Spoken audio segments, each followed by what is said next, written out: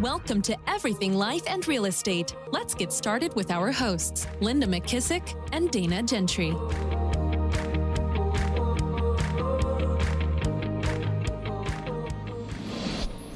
Hi, everyone. Welcome to Everything Life and Real Estate. I'm Linda McKissack.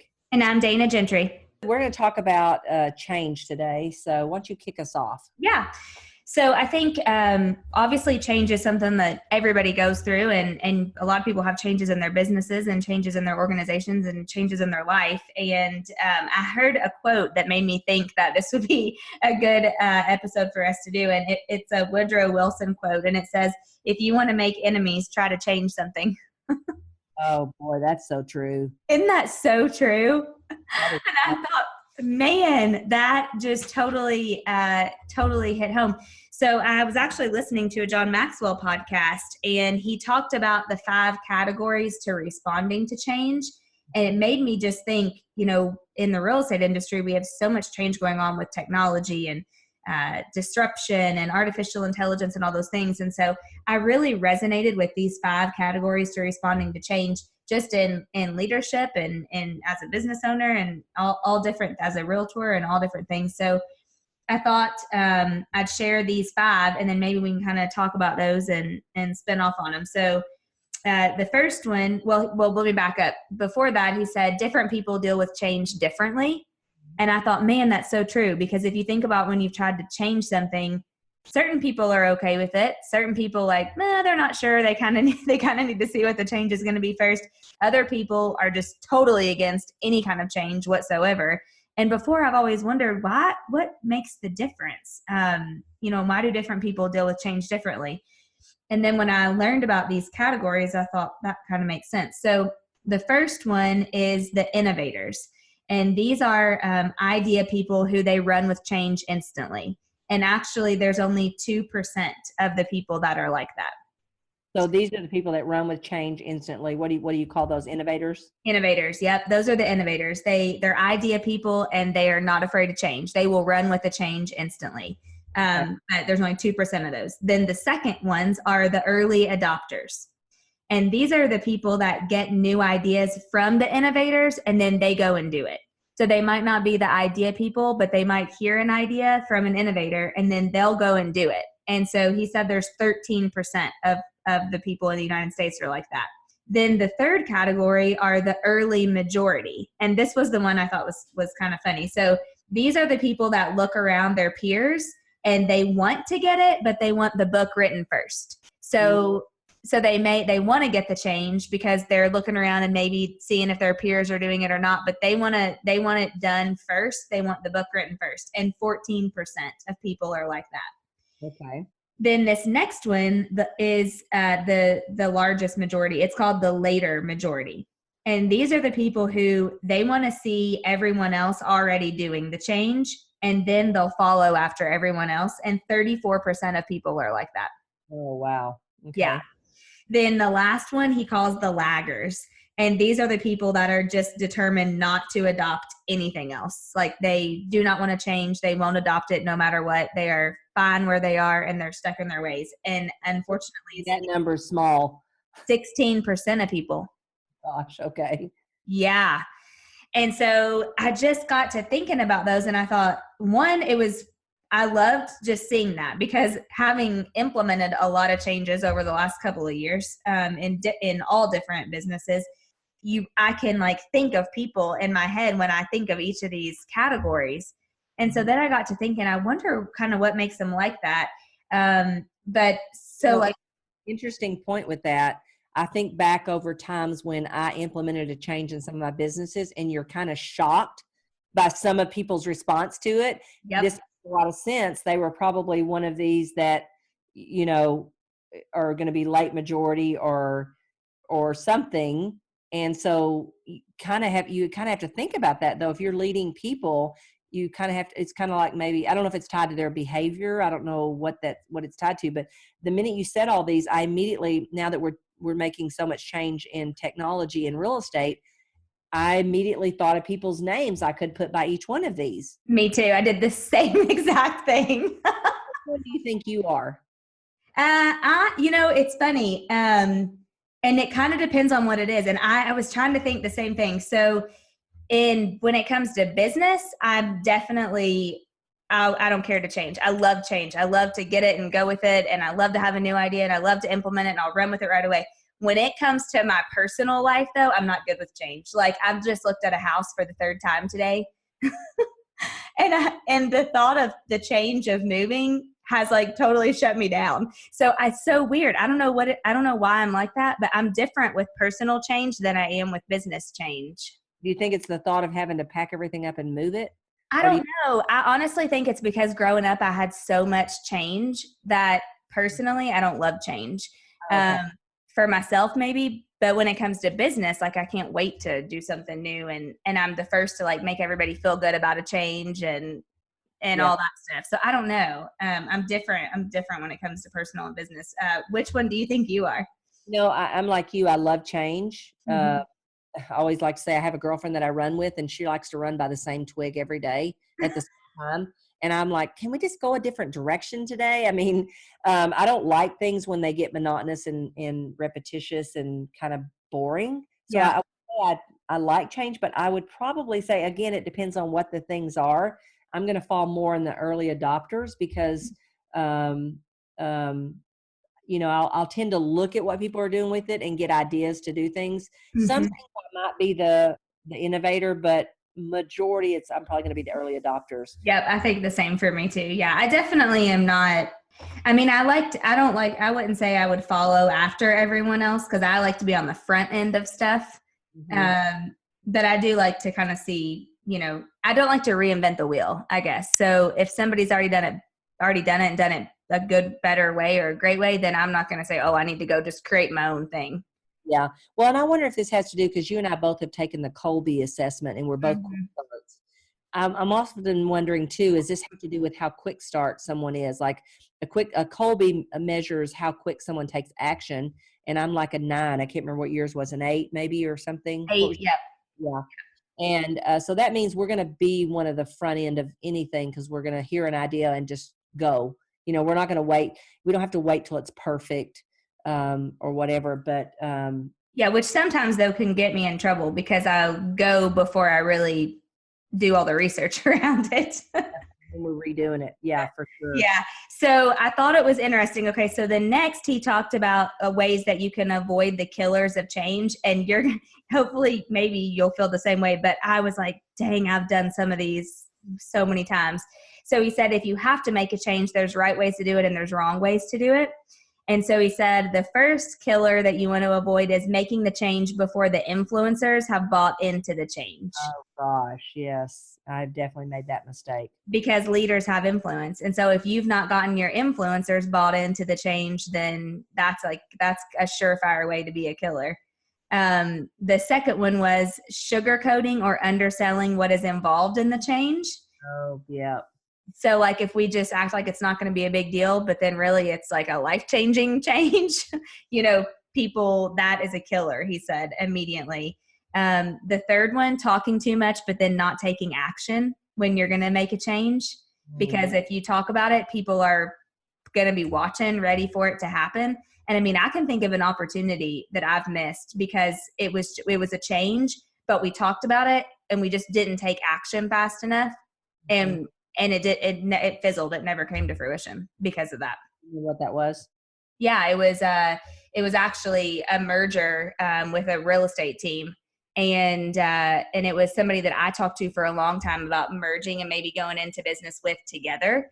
And we talked about it and they were busy and I was busy and we kept talking about it and we wanted to do it, but then we weren't sure if the timing was right. And ultimately we just never took action on it. And then it never came to fruition. And now I think probably I know for sure, and I'm sure they know for sure that if we would have done it together, it probably would have been a really great thing.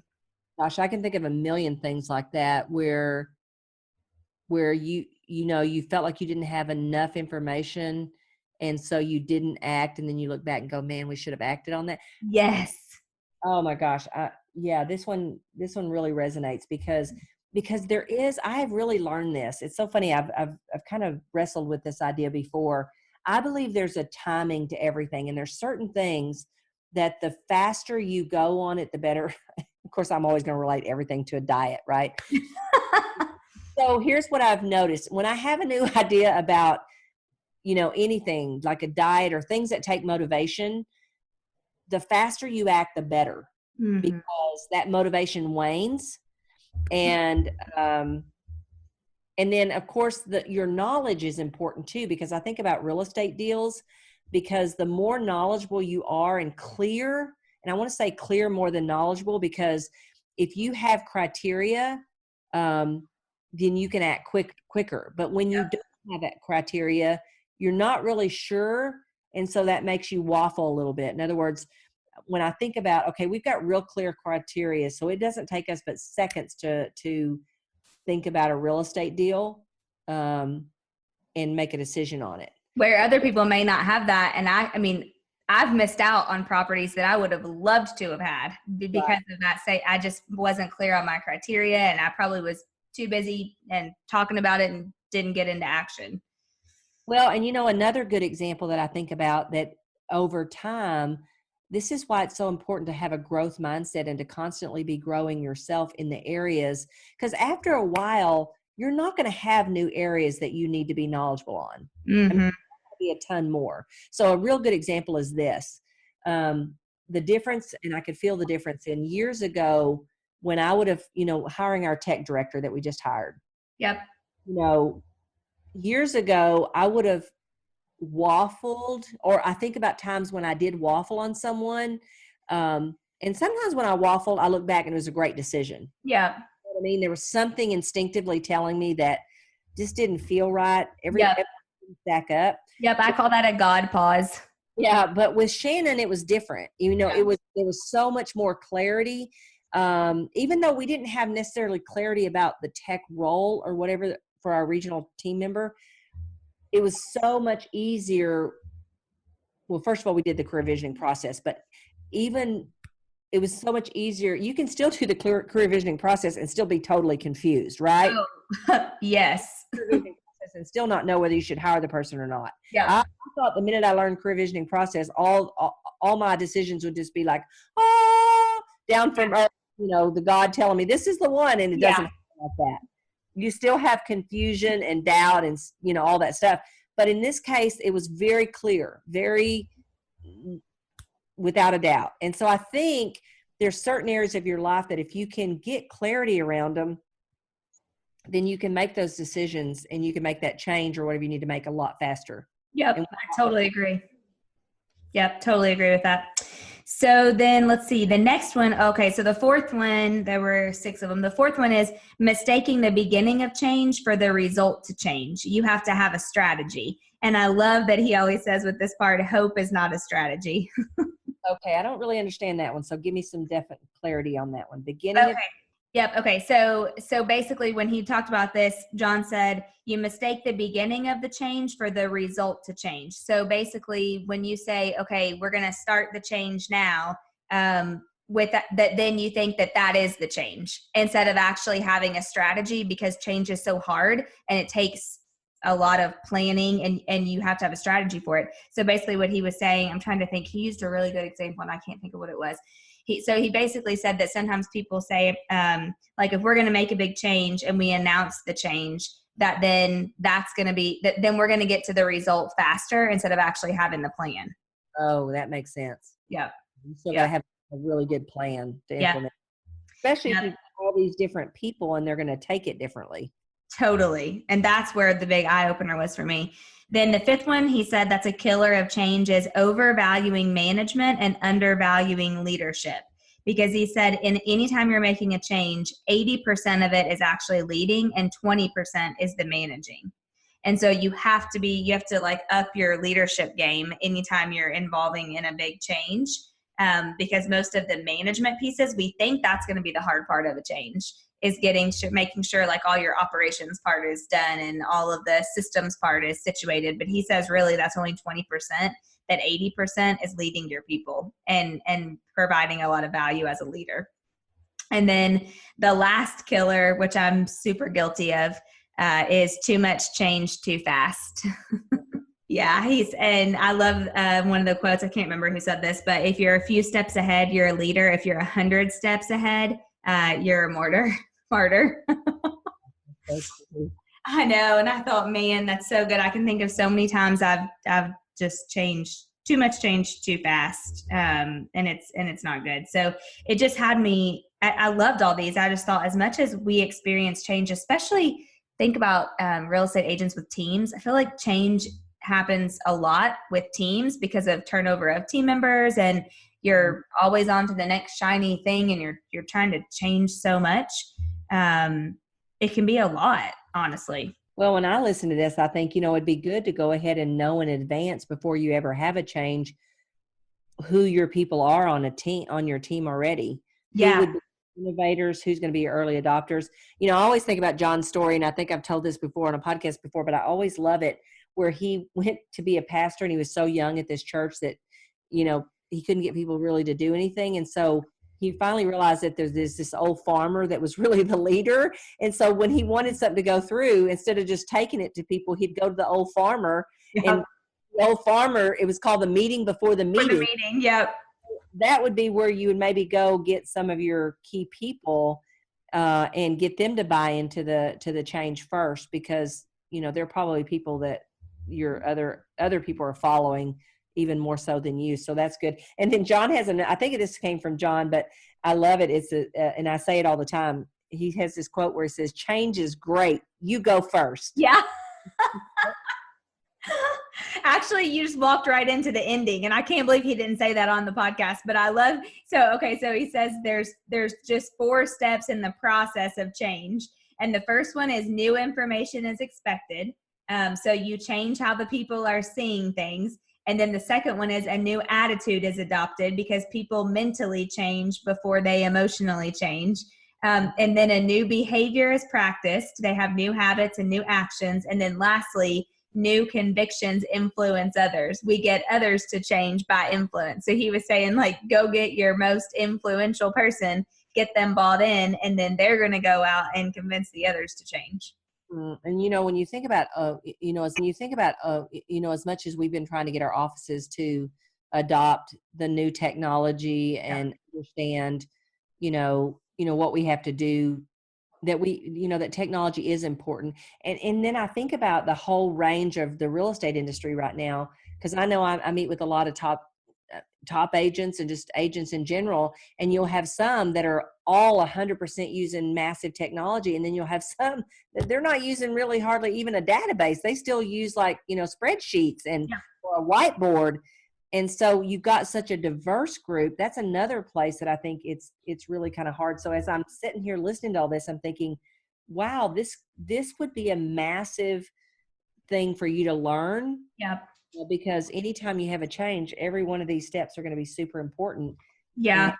And it's never easy. I think about even the changes I've seen in the real estate industry, going from, used to have a big fat MLS book to look up houses, to then we started getting on the computer, and then, you had to go to a phone booth to make a change on a showing. And then you got a cell phone, and, all of that was, I saw people in our industry be so frustrated. Some quit completely just because, I think maybe some steps were missed in the way that you get people to adopt it. As a leader, I take full responsibility. If I don't get people to take this and adopt this change of technology, I could be costing them their opportunity in this career. They could just decide that it's not worth it, and it's too hard, and all those things. And, I think with change, it's one bite at a time. It's don't look at the whole elephant. It's one bite at a time, and it ain't going to matter where you start. I remember when technology in the first beginning, when it first started coming out, and everybody was kind of panicked that it was going to replace us. It was like 2000, I think. I was at a Tom Ferry seminar, and this lady sitting next to me, because Tom was bringing Gary Vaynerchuk, and people that will blow your mind, right? And I remember this lady sitting next to me, and she'd been in the business a long time, and she was freaking out. And I finally just looked at her, and I put my hand on her, and I said, look, don't freak out. Today and tomorrow, this is still a toe-to-toe business. Mm-hmm. That gets toe-to-toe will still win. You just have to learn How can you use this technology? And, I think the one thing that about this that's going to be important is you don't necessarily have to learn it, but you are definitely going to have people on your team that will learn it. For sure. To make a decision. Am I the kind of person that wants to learn it? Or am I the kind of person that wants to learn how to get the people that know how to do it and just have them do it? I remember I used to freak out if I didn't know how to do everything.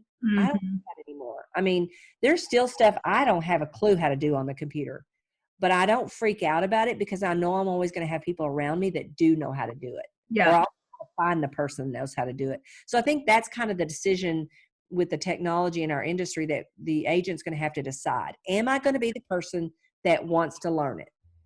Or I just want to know enough to kind of have, so my ideas will keep flowing. I don't really want to know how to do it. I just want to know enough so that my ideas will flow, because I want to always be the idea person. That's a good point. Yeah, I love that. Well, he ended with saying something that I just thought was great. He said, leaders with a negative mindset will view people who struggle with change as negative. And so we've got to have a positive mindset. And then he said, there's 3 things that you got to do. You can expect people to be slow to change because that's just human nature. And then he said, don't take it personally. If you're the leader leading a change and people aren't wanting to change because people are slow to change. And then he just said, understand that reluctance comes in code. And those are all of those categories that we started the podcast with in the beginning, because everybody changes differently and they're wired to think about change differently. And so, because I have really found myself getting extremely frustrated and kind of just been down on myself when I've been trying to implement a change, and people just, even though it's a great change, they just don't want to do it at all. And so I've been like, where am I going wrong with this? And so that's why this podcast was so great for me, because I thought, I just never thought about it that way. That everybody thinks about change differently. And I always love the Andy Stanley quote, don't ever say our people won't do, it's that we haven't led our people to do blank. And I think about when you took over one of your market centers, I remember you called me and you were so frustrated. Yeah. And we had a conversation. It's like, you can't implement too much change at one time. Yep. And so not think about that. Maybe it's too much change. Plus, I think there's a timing rhythm in there. Like you were new to the role. There were so many things that were new that it was almost like overwhelm for the people. And so I love it when you can actually get information like this and you can connect them to experiences in your life where you go, oh gosh, where was this information when I needed it? No one.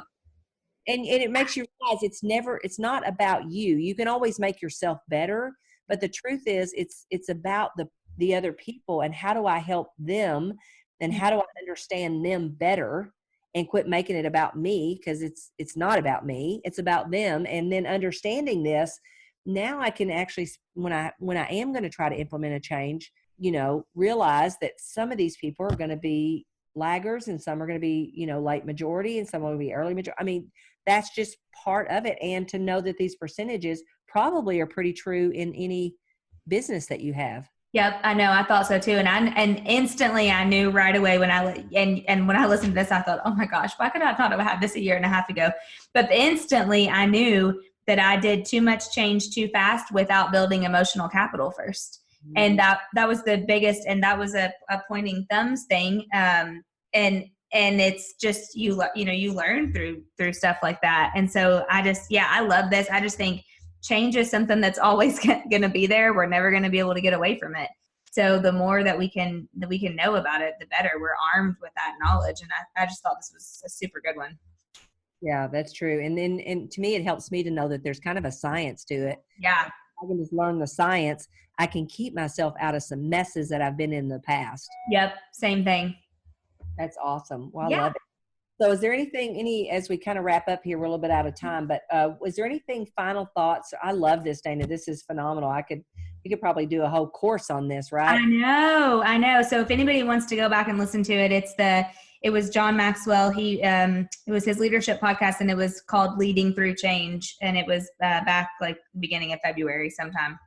That's awesome. Awesome. Any final thoughts or anything you'd want to add to to this podcast about change or leading through change that you?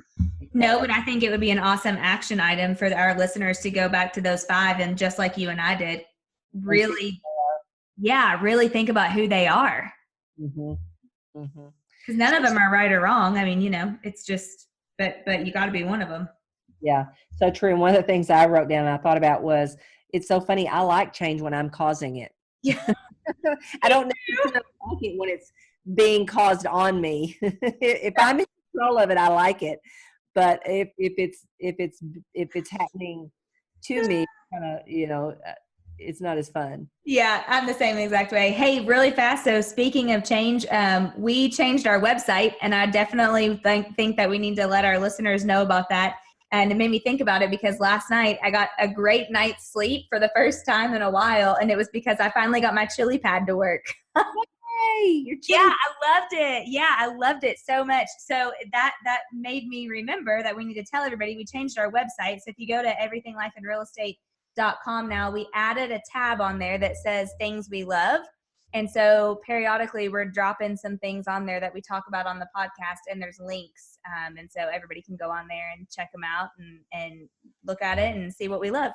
Awesome. And that's one of my favorite tabs on other people's website. And I know there's things that I can go add because I haven't had really taken the time to do that. I know you've added some of the things that you've heard me say, but I'm sure there's millions more because I am a gadget person. I was just saying this the other day. I like to buy for kitchen stuff. I like to buy all the tools, but I'm terrible at using all of them. I want to have the gadgets, So, and I'm definitely into biohacking. So most of my good things are going to be either books or biohacking or just little knickknacks. I just like things. So yeah, we just got started adding stuff. So you'll have to make a list. Maybe while you're home alone tonight, you can make your list and then we can get some more added on there. Great. Awesome. Well, okay. So we're out of time. So I just want to remind you, number one, go to our website, look at our favorite tabs page and see if there's something on there you might like. Be sure and reach out to us at info@everythinglifeandrealestate. And remember, the more you share with us about your challenge, opportunity, or situation, the more we're going to be able to help you. And we'd love to help you out. If you'd like to be a guest on our podcast, you can reach out to us there also. So I just want to say thanks for joining us today. And Dana, I will actually really see you next week. Yes, I will. I will see you then. See you next week. Okay, bye. Be sure to subscribe for more business strategies and tactics to inspire you to live an abundant real estate life. Don't forget to rate and review so we can bring you the best content. Find this and other valuable information at everythinglifeandrealestate.com.